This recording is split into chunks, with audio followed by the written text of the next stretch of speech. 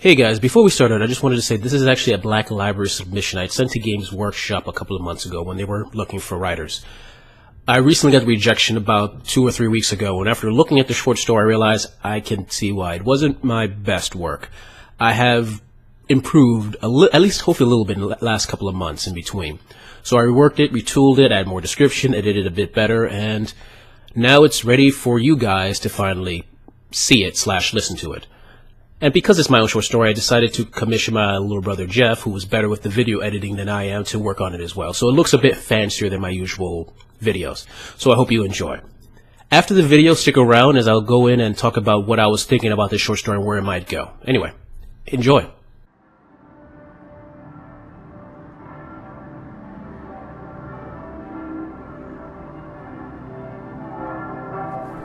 When I finally arrived at the alley entrance, a small crowd had already gathered.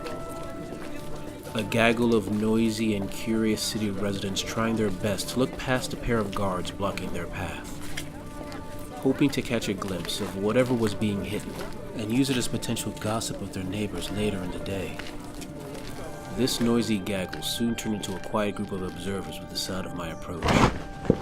My heavy footsteps on the cobblestone street causing all of them to turn themselves in my direction. What they saw was a being clad in heavy dark purple armor with a golden trim, a head and shoulder taller than the largest mortal in the crowd, a being sporting a sheathed blade on the side of her hip, and wearing a helm with a blank, passionless face and topped with a horizontal crest. The crowd quickly parted, allowing me to pass through, many of them dropping their heads in prayer or touching my armor in reverence, perhaps looking for a blessing I could not offer. Although Stormcast Eternals were not a rare sight in this city, most mortals still treated us like fonts of Sigmar's power, as if our presence alone would cause miracles to occur. As I neared, the 2 guards at the entrance simply nodded their heads in respect as they stepped aside, quickly stepping back into place when I passed. As they did, the one who requested my presence elegantly stepped forward. The man's feather-plumed hat and striped leggings marked him as a member of the Free Guild Guard, defenders of the city and, when war did not beat against the city's walls, keepers of the peace. His pencil-thin mustache and arrogant smile marked him as a potential annoyance, an annoyance that I would ensure would be quickly punished if this diversion from my duties turned out to be a waste of my time. As I moved my hands to my head and took off my helm, he began to bow, a bow that started with a flourish in his right arm and ended with his back perfectly parallel to the ground. A practiced motion that spoke of a person more comfortable at fancy dinner parties than murder scenes. "My Lady Stormcast," he started, his voice taking on the unmistakable tone of flattery. "I am Guard Captain Nylon Volt. I must say you humble us with your presence, and I would personally like to thank you for coming. I know you must have many duties to perform, and choosing to come here instead must have caused you some distress. I do apologize." When he looked back up, his perfect smile twitched down slightly as he looked upon my visage. A woman with dark brown skin, almond eyes, and shoulder-length braided hair. At the end of each braid was a small golden bead. Upon each bead was carved one of the various symbols of Sigmar: a comet, a hammer, a bolt of lightning, and various others many would have recognized. Yet, it wasn't all of this that gave him pause, but the scowl upon my face as I looked down upon him. It is said by my colleagues that even in the best of times, I constantly look irritated and annoyed, and today was most definitely not the best of times.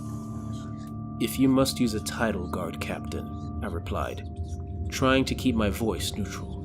"Lord-Veritant my Lana will do, or Lord-Veritant for short, and, as you have stated, I have more pressing concerns. A murder in an alley, although sad, is not unique and certainly not part of my duties to investigate." "Of course, my Lord-Veritant," the captain corrected, "but you will find this particular murder may catch your interest. Please follow me." Raising himself fully from his bow, he turned his heels and walked down the alley, followed closely by myself. A few steps within, we soon turned a corner and I saw the impossible. Lying on the ground like a piece of refuse was a Stormcast Eternal. His armor split open roughly down his chest and stomach, and his various organs displayed on each jagged edge like a twisted art piece. A warrior of Sigmar, whose body and armor should have been whisked away to be reforged and reborn, was now nothing more than a rotting corpse. Guard Captain Volz looked away from the body towards me with a witty comment on the tip of his tongue. A witty comment that stayed unspoken as he saw the look of rage upon my face.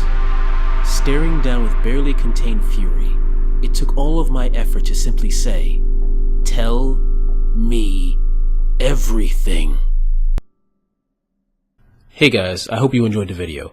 As you can probably guess, it's supposed to be a murder mystery, where Mylanda tries to figure out what happened to that particular Stormcast Eternal, A, who killed him, and B, why that particular Stormcast wasn't transported up to be reforged.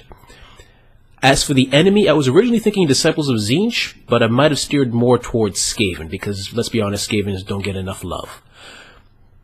Other additional notes. Oh, as you can probably guess, from the purple armor, she was going to be an Astral Templar, because, honestly, Astral Templar is one of my favorite Storm hosts of the Stormcast Eternals. And I had some other minor things in the back of my head that I might still use for other stories. I'm not really going to get too much details, but anyway, that was it in a nutshell. I hope you liked it. If you like it, please like, subscribe, comment, press that little bell next to subscribe so you know whenever I post. And if you really like it, please just consider giving to my Patreon. The extra money gives me the time I need to work on these stories I love. Anyway, thanks for listening, and see you next time.